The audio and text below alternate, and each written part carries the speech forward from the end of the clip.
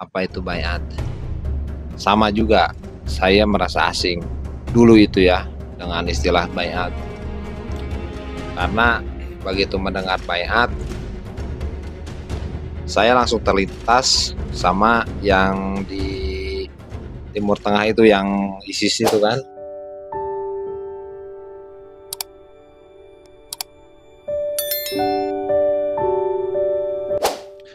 Assalamualaikum warahmatullahi wabarakatuh. Waalaikumsalam warahmatullahi wabarakatuh. Salam sejahtera, Om Swastiastu, Namo Buddhaya, Salam Rahayu, Salam Kebajikan.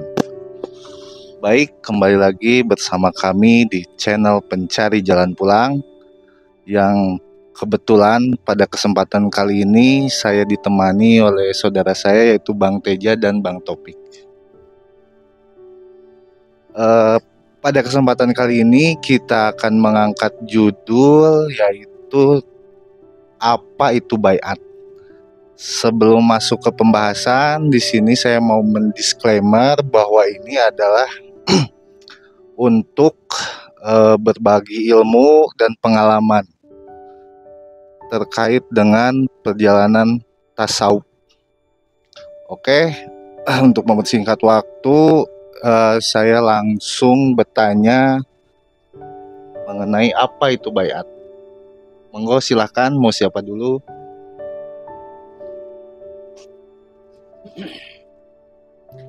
Bismillahirrahmanirrahim. Assalamualaikum warahmatullahi wabarakatuh. Waalaikumsalam warahmatullahi wabarakatuh. Alhamdulillah pada kesempatan ini saya bisa berbagi pengalaman di channel Pencari Jalan Pulang, dan kebetulan judul yang kita angkat kali ini apa itu baiat ya? Apa itu baiat? Kita perkenalkan dulu, nama saya Muhammad Taufik. Saya salah satu jamaah dari Tarekat Naqsabandiyah Khalidiyah Nusantara, Jawa Barat. Kita langsung aja. Baiat. Saya sendiri asing mendengarnya, tapi ada beberapa di dalam ayat baiat itu sering juga diucapkan. Nah, apa sih baiat itu? Baiat itu adalah penanaman nur iman dan nur kitab. Nur iman dan nur kitab itu fungsinya adalah sebagai petunjuk, penerang, dan pembeda. Sebagai petunjuk, penerang, dan pembeda itu apa yang ditunjukinya, apa yang dibedakannya, apa yang diterangkannya. Karena kita akan memasuki alam ketuhanan, yang dimana kalau disebut lawan, mungkin lawan, ada iblis. Iblis itu makomnya itu lebih tinggi daripada malaikat. Bahkan dulu para malaikat pun dipimpinnya oleh iblis. Sehingga kalau kita tidak punya alat pendeteksi, yaitu nur iman dan nur kitab itu, yang sebagai petunjuk, penerang, dan pembeda, kita nggak akan tahu mana Tuhan, mana iblis. Nah, fungsinya dari nur iman dan nur kitab itu ketika waktu baiat, artinya jadi kita mempunyai semacam sensor lah, kalau bahasa teknikal mah, semacam parameter, indikator. Jadi kita tahu mana iblis, mana Tuhan. Sedangkan dimensi iblis itu kan sangat tinggi. Bahkan kita ambil contoh lah begini. Seperti contohnya Nabi yang disembelih itu apa?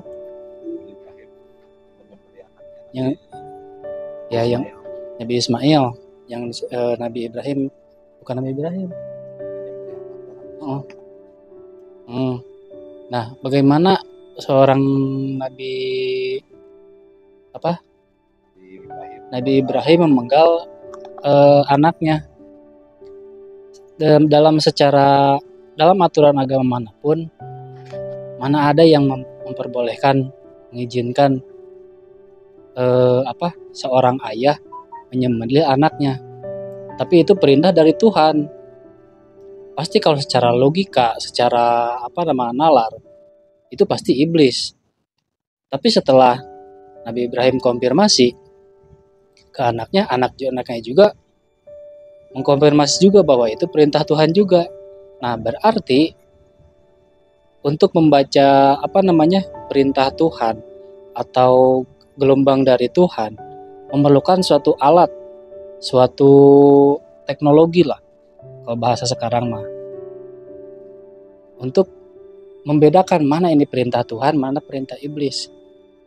Kalau misalkan Nabi Ibrahim tidak tahu itu gelombang dari Tuhan, mungkin akan ditolaknya. Mana mungkin ada perintah seperti itu, tapi itu perintah Tuhan. Sehingga Nabi Ibrahim melaksanakanlah perintah itu karena sudah tahu mana gelombang Tuhan, mana gelombang iblis. Jadi sangat penting baiat itu. Bahkan dalam kita ambil contoh yang lain juga, Nabi Musa ketika berguru kepada Nabi Khidir, kapal yang sedang bersandar dilubangin, terus bangunan belum jadi dirubuhkan. Itu kan secara akal itu secara akal mana ada gitu bertentangan. Tapi karena sudah tahu gelombang Tuhan, frekuensi Tuhan, maka dilaksanakanlah perintah itu. Tidak menyangkal bahwa itu perintah dari iblis. Maka diikutilah perintah perintah yang dari gelombang tersebut, supaya maksud dari tujuan itu ketemu gitu. Nah, baiat sendiri itulah penanaman nur iman dan nur kitab itu, supaya ada petunjuk, penerang dan pembeda. Dan di dalam baiat sendiri juga akan diperkenalkan juga guru rohaninya. Selain daripada ditanamkannya alat dan nur iman dan nur kitab itu, otomatis harus ada juga yang mengajarkan cara menggunakan alat tersebut. Siapa yang mengajarkannya itu? Yaitu guru rohani. Guru rohani yang mengajarkannya, yang membimbing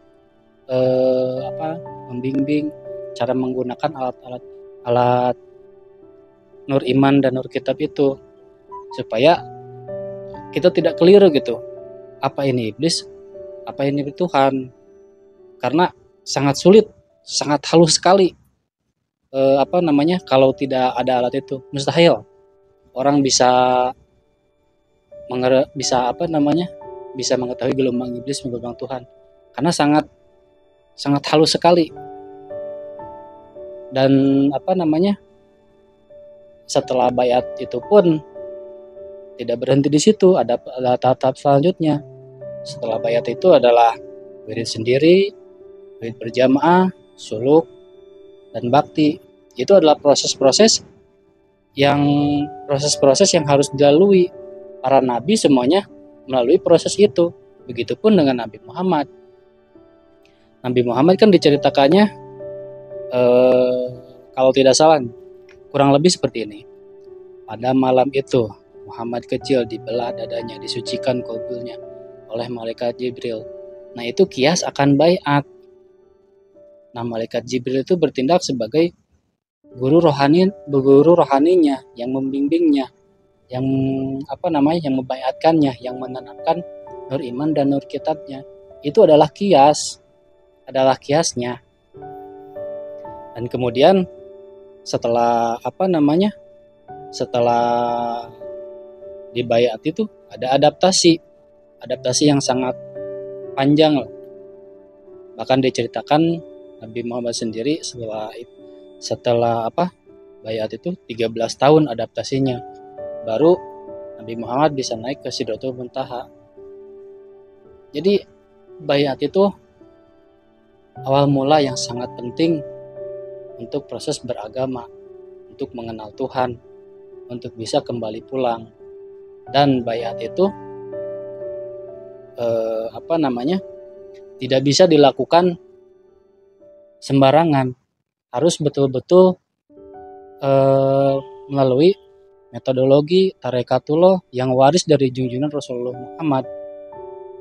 Karena sistem terus metodologi dari dulu seperti itu, tidak pernah berubah. Makanya cerita Nabi dari satu sama lain sama dan saling membetulkan, karena melewati jalan yang sama pula. Begitupun zaman sekarang, jalan jalan itu terbentang dari dulu sampai sekarang, tidak pernah putus. Karena jalan menuju akhirat itu hanya lewat satu jalan itu aja, lewat itu saja. Kalau guru kami bilang just the same way, jalan yang sama. Baik dulu, sekarang maupun nanti, jalannya ya itu juga. Mungkin dari saya sekian, kurang lebihnya nanti akan ditambahkan. Baik, terima kasih Bang Taufik. Mungkin selanjutnya Bang Teja, bagaimana menurut Bang Teja? Alhamdulillah, terima kasih Bang Teguh, Bang Taufik atas waktu dan kesempatannya. Mengingat judul yang kali ini dibahas itu adalah apa itu bayat ya. Apa itu bayat? Sama juga saya merasa asing dulu itu ya dengan istilah bayat. Karena begitu mendengar bayat, saya langsung terlintas sama yang di Timur Tengah itu, yang ISIS itu kan. Yang teroris perjanjian seperti itu gitu kan. Disangka memang dalam syariat artinya kan perjanjian gitu. Janji setia atau ikrar ya. Ya, ikrar. Tapi ternyata kalau di sini bayat yang dimaksud itu adalah pekerjaan, proses gitu. Proses yang mana dalam diri kita itu pada saat itu dimatikan secara hakikat. Secara hakikatnya kita mati. Prakteknya mutu qabla anta mutu, itu mati sebelum kamu mati. Dimana pada saat proses bayat itu ditanamkan nur iman dan nur kitab Quran. Selama kita belum dibayat, kita belum bisa beradaptasi di dimensi kerohanian. Karena kalau kita sudah bayat, kita logikanya lah kita dimatikan secara ruhani gitu. Jadi karena kita dimatikan secara hakikat, teraktivasilah ruhani kita, karena ruhani kita yang bisa menjangkau alam akhirat gitu. Nah, dengan ruhani kita yang telah teraktivasi, kita bisa menjangkau gelombang di alam atas sadar, di alam akhirat. Kalau dikiaskan, misalkan kita itu yang belum bayat itu, gelombang yang kita bisa kita baca itu hanya di gelombang, kiasnya ya, hanya di gelombang AM. Begitu kita bayat, kita bisa kita dinaikkan dimensi kita ke gelombang FM, atau kita seperti 3G, gelombang kita dinaikkan dimensi kita ke dimensi 4G gitu. Itu kita upgrade lah gitu. Upgrade yang sebenarnya yang di-upgrade itu upgrade kesadaran sebenarnya. Yang di-upgrade itu upgrade kesadaran manusianya gitu. Nah, proses bayat itu adalah gerbang awal bagi para murid untuk bisa ikut dalam ilmu tasawuf, praktek adaptasi dalam ilmu tasawuf. Tanpa bayat, mau apapun teori yang sudah diketahui, pelajaran yang sudah diketahui, ilmu yang sudah diketahui tentang hakikat, tentang tasawuf, tentang kemarifatan, itu tetap nilainya 0, karena makomnya yakin atau ainul yakin, gak sampai ke makom hakul yakin. Nah, begitu dibayat, disitulah mulai bab prakteknya. Disitulah mulai terjadi hal-hal yang kadang mungkin ya susah juga diceritakan, tapi itu kan rasa ya larinya. Tapi saya pribadi dulu sampai mau bayat itu ya karena jujur berangkatnya dari penasaran aja sih. Tahu ilmunya, saya tahu ilmunya bahwa saya harus mencari mursyid, harus ketemu guru rohani dan sebagainya, gitu kan. Tapi substansinya di bayat saya belum tahu gitu. Akhirnya saya ikutlah bayat. Saya juga dulu kan ditanya sama Bang Teguh kan, gimana udah bayat? Bang Topik juga kan nanya, Gitu. gimana perasaannya udah bayat? Saya belum 100% yakin kata saya. Nanti saya jalani dulu kata saya itu kan. Karena ternyata setelah bayat ada rukun syaratnya. Saya gak bisa langsung klaim garansi ibaratnya. Sebelum syarat ketentuan belum saya penuhi. Akhirnya saya adaptasi dulu, nanya lagi Bang Topik, Bang Teguh, gimana? Saya baru 70%. Nanya lagi, beberapa lama kemudian, beberapa bulan kemudian nanya lagi. Saya baru 80%. Sampai Bang Topik kaget ya dulu. Lah, Betul. kok makin naik gitu kan ya? Naik, betul. Saya juga kaget, tapi ya memang rasa gak bisa dibohongin gitu. Harus dibuktikan. Ini berbeda rasanya gak masuk akal. Feel-nya itu gak masuk akal. Gak rasa itu gak terkurung oleh masalah dunia gitu. Jadi masalah dunia itu di luar daripada itu gitu kan. Nah, akhirnya sampai saya berjalan sampai 100% kata saya itu kan. Udah kalian harus ikut kata sini ke teman-teman saya tuh kan. Harus ikut. Cobain kata saya tuh, buktikan sendiri. Akhirnya teman-teman ini Bang Teguh, Bang Topik berminat, berkenan, ingin bayat, ya berizki untuk bayat, akhirnya ikutlah bayat. Dan saya begitu mereka dibayat, saya kan bilang ya ada syarat dan ketentuan ternyata gitu kan, yang tadi sudah disebutkan sama Bang Topik. Kembali lagi ke materi bayat. Bayat itu sesuatu hal yang fundamental, sesuatu hal yang pondasinya gitu kan. Kalau ibaratnya dasarnya praktek syahadat, pekerjaan syahadat itu di situ sebenarnya. Gitu. Kalau diibaratkan bayat itu adalah pondasi, sholat itu adalah tiangnya. Nanti kalau setelah ada pondasi, barulah tiangnya jadi. Gitu. Bisa berdiri lah gitu. Kalau setelah pondasinya, disitulah pekerjaan juga gitu. Syahadat itu pekerjaan, bukan sebatas ucapan. Nah, setelah melakukan syahadat baru kita bisa melakukan sholat dan seterusnya gitu. Ini materi tentang praktek di ilmu tasawuf ya, terutama di Thariqah Naqsabandiyah Holidiyah yang kami jalani. Mungkin itu aja Bang Teguh, atau barangkali ada yang lagi mau ditanyain. Oke Bang Teja, ya yang saya tangkap ya berarti si bayat itu adalah proses atau portal awal ya, di mana rohani kita itu bisa memasuki dimensi akhirat ya. Betul, dimensi kerohanian, dimensi akhirat gitu kan. Karena untuk menjangkau akhirat yang mutlak harus menggunakan faktor mutlak gitu. Gak bisa yang relatif. Jasmani kita itu terbatas ya. Ya, jasmani kita itu relatif terbatas, gak bisa memasuki dimensi yang tak terbatas. Murni harus menggunakan faktor tak terbatas juga. Dan memang kan di kalangan kita itu kalau bahasa bayat itu cenderung asing ya. Banyaknya itu talqin gitu kan, tidak ada kan talqin, ya yang menyebutkan seperti itu. Dan memang proses bayat itu di zaman-zaman sebelumnya pun ya dilaksanakan kan oleh para nabi-nabi terdahulu gitu kan. Hanya beda bahasa. Ya. Kan ada dari segi agama lain, kayak di umat Kristen gitu kan ada istilah baptis. Ya. Dari Hindu Buddha ada inisiasi. Nah, dari Islam ada bayat. Sedangkan itu kan secara bahasa itu berbeda-beda. Ya. Tapi ternyata isi dari kegiatannya itu penanaman nur iman dan nur kitab.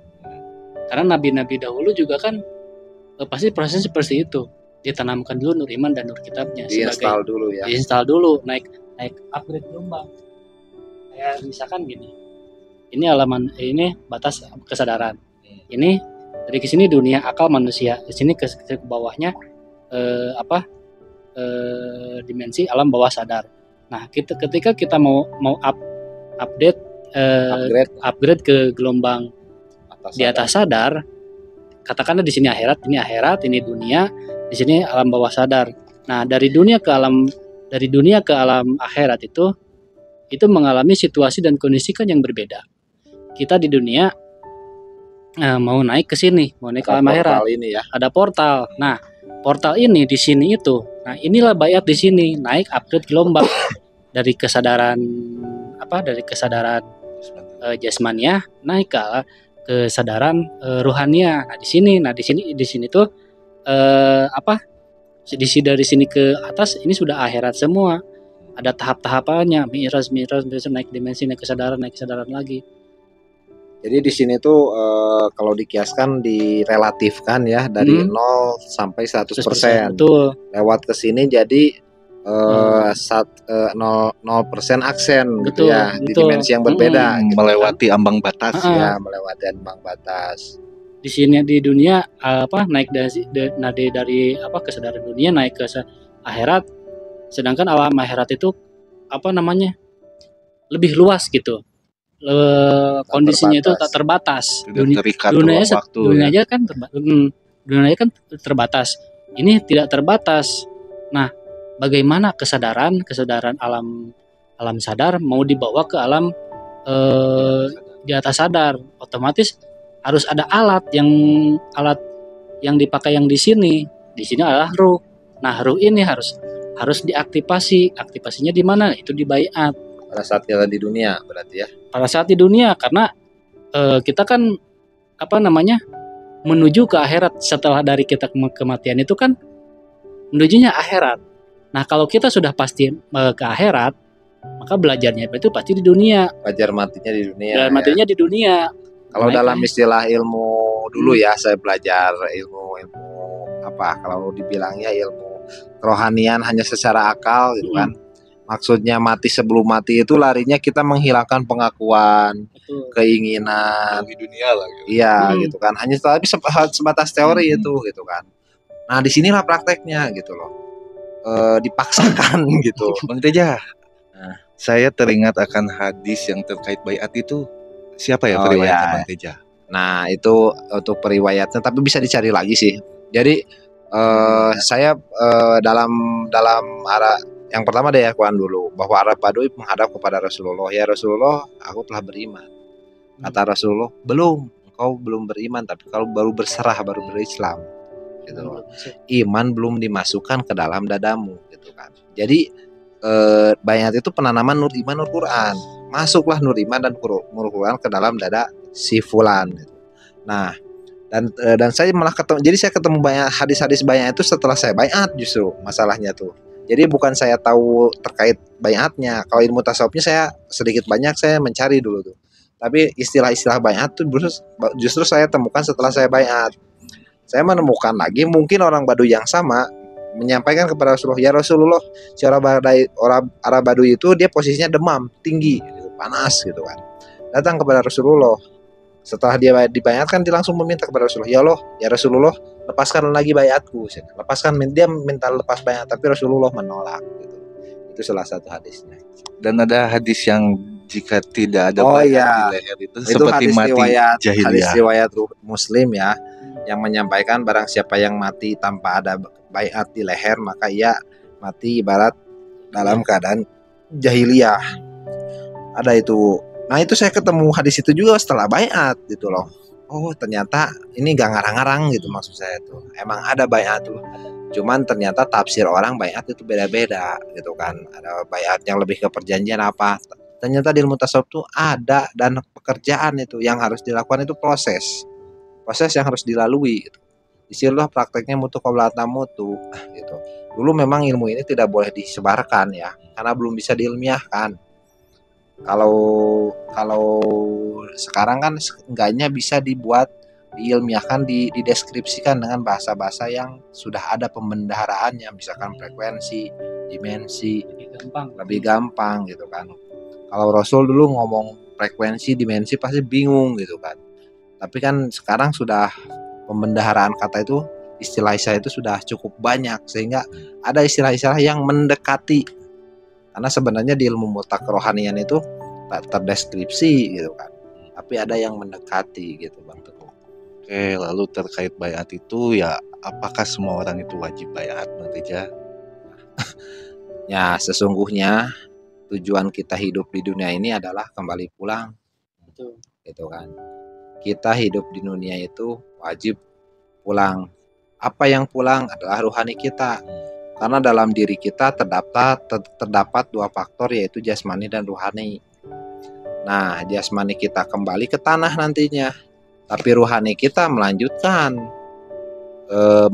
perjalanan, yaitu kembali kepada yang maha rohani. Supaya bisa kita kembali kepada yang maha rohani, tentunya kita harus dibersihkan dulu, harus disiksa di neraka dulu, disiksa dan sebagainya lah gitu kan. Nah, ya ada proses pembersihan. Makanya karena kita sudah mati kiasnya, secara hakikat kita mati hakikat, gitu kan. Rohani kita teraktivasi, sehingga akhirat neraka yang nanti seharusnya ada setelah kita kematian, gitu, ditarik ke alam yang relatif saat ini, karena hakikatnya rohani kita sudah mati. Datanglah neraka-neraka nanti yang harusnya kita terima itu ditarik ke alam dunia, terkonversi.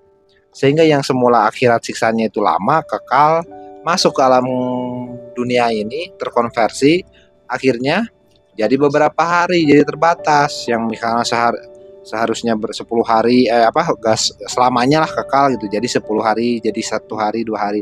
Makanya ada hadis yang menyampaikan bahwa neraka bagi orang beriman hanya beberapa hari saja.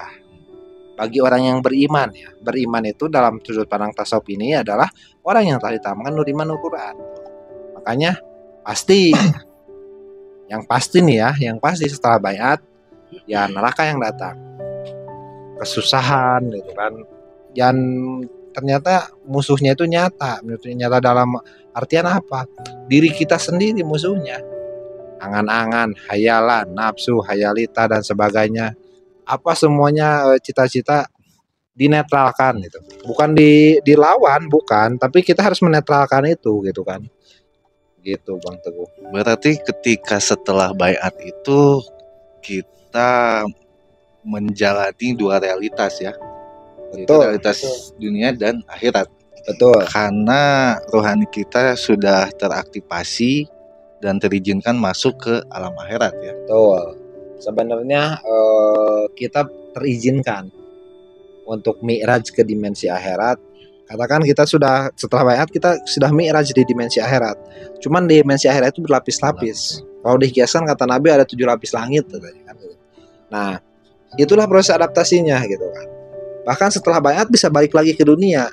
Dalam artian apa? Kesadarannya dia kesadaran dunia. Dia tetap menuhankan dunia. Dia tidak menyadari gelombang Tuhan itu, ini loh yang harusnya dilakukan, ini loh yang harusnya dilakukan. Makanya ada adaptasi. Jadi sekolah ini adaptasi gitu. Tarekat itu sekolah lah kalau dikiaskan. Sekolah untuk adaptasi, bagaimana kita menapak tilas gitu kan. Kita bisa naik gitu kan. Supaya kita senantiasa berada di dimensi yang lebih tinggi. Jatuh bisa ke dimensi yang bawah gitu kan, ke dimensi dunia lagi gitu kan. Jadi karena sifatnya ini adalah naiknya kesadaran gitu kan, sehingga kesadaran itu adalah salah satu tingkatan dimensi. Tiap orang memiliki kesadaran jasmaninya, kesadaran jasmaninya, ada kesadaran rohaninya. Dan itu kesadaran rohani yang kami jelaskan di sini memang teori gitu, tapi ini makanya tidak bisa diyakini oleh siapapun kecuali yang para pelaku atau teman-teman sendiri yang membuktikan gitu, mengalami gitu kan. Kita tidak menyarankan harus gini harus gitu, silahkan cari tempat atau toriko manapun boleh, tapi kalau mau ke sini pun boleh gitu kan. Kita berbagi pengalaman, kita sama-sama belajar juga di sini. Yang jelas dalam ilmu tasawuf itu musuhnya adalah diri kita sendiri, gitu Bang Teguh. Ya memang kita di sini berbicara tentang tarekat tasawuf ini dasarnya kita juga pencari ya Bang Teja ya. Pencari jasanya. Ya kalau dibilang pengalaman kan kita sudah sampai di syariat dulu itu sampai oleng lah. Oleng dalam artian kita mau nyicipin agama lain gitu kan. Kita agama katakan ada agama kalau di Sunda itu Sunda Wiwitan, terus agama lain kejawen atau dan sebagainya gitu. Kita saking mencarinya gitu karena kita belajar dari syariat awal dulu itu ternyata ada Islam yang lebih advance gitu. Tapi ini kok sulit sekali kata saya tuh mencari informasinya gitu. Sampai tahunan ya kita mencari ilmu kerohanian ini gitu kan. Dan sampai kita akhirnya tahu harus ada guru pembimbing, guru mursyid gitu. Ada guru jasmaninya dulu supaya mengenalkan kepada yang mursyidnya gitu. Nah disitulah alhamdulillah kita berrezeki ketemu dan ternyata perjalanannya luar biasa, sangat dalam sekali. Memang benar dikiaskan seperti rambut dibelah 7 gitu. Jadi ilmu tasawuf ini ilmu yang melintas dari dimensi dunia ke dimensi akhirat. Jadi akhirat dan dunia itu ternyata paralel gitu. Gak multiverse gitu. Gak seri kayak yang seperti dulu kita bayangkan. Ternyata kita bisa mi'raj itu di dimensi dunia. Contohnya Nabi Muhammad waktu menceritakan akhirat ada orang disiksa sedang apa, berarti kan eksistensi akhirat di neraka di akhirat itu sudah ada pada saat Nabi Muhammad menceritakan waktu dirinya mi'raj dan sebagainya. Nah seperti itu gitu Bang Teguh. Bang Topik barangkali ada yang mau ditambahkan? Ada sedikit yang ditambahkan sih. Ini mungkin bisa jadi tambahan nalar berpikir aja. Dunia itu kan suatu alam, akhirat juga alam. Nah, syariatnya kita lahir ke alam dunia itu kan perantara ibu dan bapak. Dan alhamdulillah kita terlahirkan ke dunia. Dan begitupun alam akhirat, otomatis ada orang tuanya juga. Nah, orang tuanya itulah yang nanti yang akan membayar kita, yang melahirkan ruh kita dari alam dunia menuju ke alam akhirat. Jadi si ruh kita itu di dunia, tapi jasad kita kan di dunia. Kita itu punya ruh. Nah si ruh ini kan terjebak di badan kasar ini. Nah sedangkan ruh itu kan sifatnya metafisik. Nah si ruh ini kalau kita sudah ketemu dengan orang tua rohani atau guru mursyid, nah ruh ini yang nanti akan ditarik ke alam akhirat, yang melahirkan kita ke alam akhirat sehingga kita mempunyai orang tua rohani, bisa disebut juga guru rohani, apapun itu namanya bebas. Yang penting alam akhirat itu kita harus ada punya pembimbingnya. Nah guru pembimbingnya itu siapa? Yang dikiaskan dulu itu ketika zaman Nabi Musa, Nabi Khidir. Berarti orang tua guru jasmaninya. Nah, sedangkan orang tua rohaninya yaitu dibaliknya Nabi Khidir sendiri. Begitupun Nabi Muhammad kiasnya itu yang mengajari itu malaikat Jibril. Nah, malaikat Jibril itulah yang membimbing. Berarti sebagai orang tua rohani daripada Nabi Muhammad. Begitupun kita juga sama. Kita juga harus mencari orang tua rohani yang membimbing kita nanti di alam akhirat supaya kita bisa kembali pulang. Itu yang mungkin yang saya dapat dari sini itu. Karena setiap mau kita pindah dimensi aja, contoh kita mau menyelam. Otomatis kita perlu peralatan menyelam. Tabung oksigen lah, kacamata atau semacamnya. Begitu juga perlu instrukturnya menyelamnya. Begitupun kita mau terbang. Kita terbang juga kan perlu alat penerbangan. Gak mungkin kita bisa terbang langsung, kita harus punya instruktur. Begitupun ke alam akhirat. Kita harus punya instrukturnya, punya gurunya, punya pembimbingnya. Gak bisa kita sendiri-sendiri itu. Alam akhirat itu alam yang sangat rumit. Alam yang sangat kompleks. Berbagai macam gelombang di sana itu ada. Nah, supaya kita bisa kembali pulang, itu harus lewat guru mursyid. Nah, guru mursyid itu di baliknya siapa? Di baliknya walia mursyidah.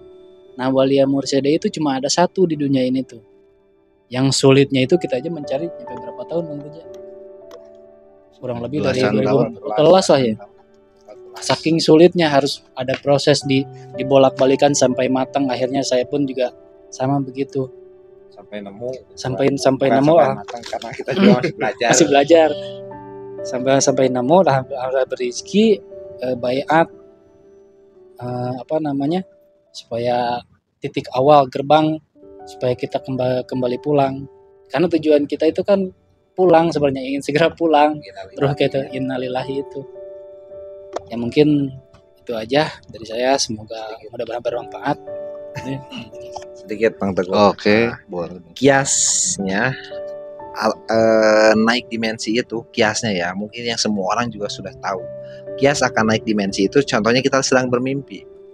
Di alam mimpi kita tuh mimpi dikejar-kejar harimau gitu kan. Kita lari itu benar-benar gitu kan, sampai terasa capek itu di alam mimpi itu. Nah, begitu kita bangun, walah ini mimpi ternyata itu kan.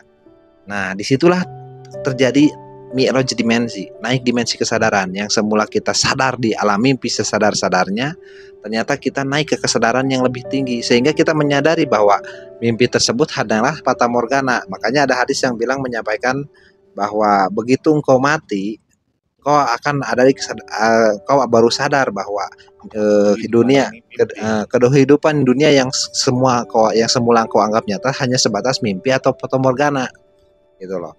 Jadi begitu kita mi'raj, kita akan begitu kita baiat, ada kenyataan yang lebih nyata lagi gitu. Semulanya juga ternyata terasa nyata kok sebelum baiat gitu kan. Begitupun pada mimpi terasa nyata kok pada saat mimpi gitu kan. Jadi mi'raj, naik dimensi kesadaran itu naik kesadaran yang lebih tinggi gitu. Naik kesadaran yang lebih tinggi sampai tinggi terus, dan itu berlapis-lapis adaptasinya. Dan ma'rifatun kan berlapis-lapis. Walaupun ma'rifatul asma, ma'rifatul af'al, ma'rifatul sifat, ma'rifatul zat. Di ma'rifatul zat pun berlapis-lapis lagi gitu. Yang kenal baru ke asma Allahnya, baru kenal ke af'alnya, baru kenal ke sifatnya. Nanti ada baru lebih kenal lagi ke zatnya, dan kenal di zatnya itu ternyata berlapis-lapis, dan itu perlu adaptasi, dan adaptasinya sangat sulit. Disitulah kita membutuhkan guru pembimbing. Guru pembimbing itu apa? Itu channel wasilahnya gitu. Ada link wasilahnya gitu. Seperti itu Bang Teguh. Oke, Bang Teja, terima kasih Bang Taufik. Sedikit menambahkan bahwa saat ruh kita masuk ke dalam rahim seorang tua itu pun sudah mendapatkan baiat ya. Untuk masuk ke alam dunia. Untuk masuk ke alam dunia. Dan ketika dulu itu, ketika masih suci itu ruh masih mengenali Tuhannya. Tapi seiring waktu berjalan, karena terisi dengan pengetahuan apa segala macam dan mungkin dosa gitu, sehingga tertutupi. Makanya untuk kembali ke akhirat itu maka harus baiat lagi gitu kan Bang Teja. Ya, jadi ibaratnya waktu kita di alam kandungan, supaya untuk sebelum memasuki ke alam dunia itu kita dibaiat dulu. Nah, di alam kandungan dibaiat dulu, di alam kandungan masuklah kita ke dimensi dunia. Begitupun perjalanan kita ke dimensi akhirat pada saat di dunia. Kita ingin naik ke dimensi akhirat pada saat kita di dunia, itu adalah dengan dibaiat juga gitu. Ada baiat lagi gitu. Seperti itu. Nah, seperti ya kalau yang Bang Teguh ceritakan barusan, kita kenal ya dengan Allahnya pada saat kita dibaiat, kita hilang kenalnya karena apa? Terisi pengetahuan. Jadi yang semula waktu kita lahir hati kita ini 100%, otak kita 0. Begitu kita besar gitu kan, membesar, bertambah ilmu pengetahuan, ini mengecil, hati kita itu makin padam lah gitu. Otak kita makin naik jadi 100% gitu kan. Kalbu kita gak hidup. Makanya kias kata Nabi, jika kamu mau melihat surga, lihatlah anak yang baru lahir gitu kan. Karena hatinya masih 100. Kalau dipresentasikan hatinya masih 100, kepalanya masih 0 gitu kan. Begitu besar, kepalanya yang 100, akalnya maksudnya yang 100, hatinya sudah 0 gitu. Itulah perlu adaptasi lagi, dibaiat untuk memasuki dimensi rohani. Apa? Akalnya di-0kan lagi, hatinya di 100 kan. Gitu. gitu. Mungkin gitu Nah, kiasnya. ya begitu penjelasan dari kami terkait baiat untuk saudara-saudara pelaku rohani atau pelaku spiritual. Bagi yang mau belajar, silahkan kita sama-sama di sini belajar. Eh, dan mungkin kami cukupkan untuk pembahasan kali ini. Semoga bisa bermanfaat. Wabillahi taufiq wal hidayah. Warido wal inayah. Ilahi anta maksudi warido kamatlubi. Wassalamualaikum warahmatullahi wabarakatuh. Waalaikumsalam warahmatullahi wabarakatuh.